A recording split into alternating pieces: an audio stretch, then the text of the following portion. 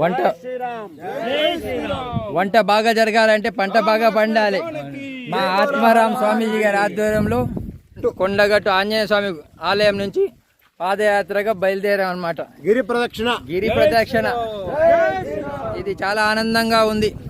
వారు సాక్షాత్ స్వర్గానికి తీసుకొచ్చినట్టు ఆనందంగా ఉంది. ఎందుకంటే భారతదేశం జై జవాన్ జై కిసాన్ అన్నారు, రైతుల రాజ్యం అన్నమాట. కానీ మాకు అప్పుడప్పుడు బాధ అనిపిస్తుంది. దేనికోసం అంటే వాళ్ళు పురుగు మంది తాగి తెలుస్తుంది మనం. కాబట్టి ఒక కవిత్వం రాశాను.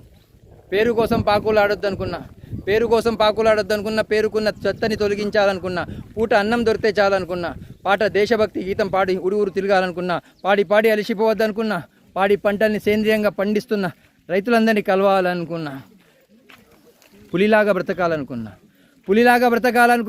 పులి స్టాప్ కరప్షన్కి పెట్టాలనుకున్నా, పులి గోరు మెడలో వేసుకుని తిరగొద్దు అనుకున్నా, పులిగారు బాగున్నారని మా ఆత్మారాం స్వామి గారిని పలకరించాలనుకున్నా. ఎందుకంటే ఒక పులి పొలంలో తిరుగుతుంది అనమాట. ఇప్పుడు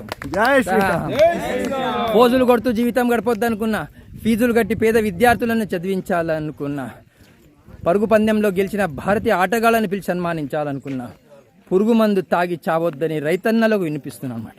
ఎందుకంటే ఈరోజు ఈ దేశం ఉంది అంటే, అందరూ భోజనం చేస్తున్నారంటే రైతులే అన్నమాట. అలాంటి పచ్చని పొలాల మధ్యలో నుంచి శ్రీమాన్ మా ఆత్మారాం స్వామివారు పాదయాత్రగా తీసుకెళ్తున్నారు. నేను మొన్న గోవిందుడు గీత అని చెప్పేసి యాత్రలో ఉండించి ఇక్కడికి వచ్చాను.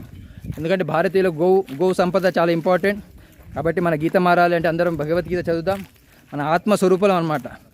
ఆ స్వరూపం మీకు తెలవాలని ఆత్మారాం గారు మాకు పాదయాత్ర చేయిస్తున్నారు. ఆ భగవంతుడి నామస్మరణం చక్కగా చేసుకుందాం, ఆ భగవంతుడి సేవలో ఉందాం, ఆంజనేయుడు కృపకు పాల్గొందాం, పాత్రలు అవుదాం. ఎందుకంటే ఆంజనేయుడు సేవకి ప్రతీక అన్నమాట.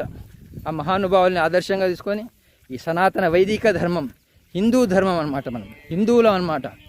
హిందూ అంటే హింసకు దూరంగా బతికేవాళ్ళం, మనం హంసలాగా జీవితం గడిపేవాళ్ళం అన్నమాట. కాబట్టి అలాంటి ఒక గొప్ప తత్వ బోధాన్ని గురువులు చెప్పారు మనకు. అది తెలుసుకొని మన జన్మ సార్థకం చేసుకుందాం. భారత్ మాతాకి జై. జై శ్రీరామ్.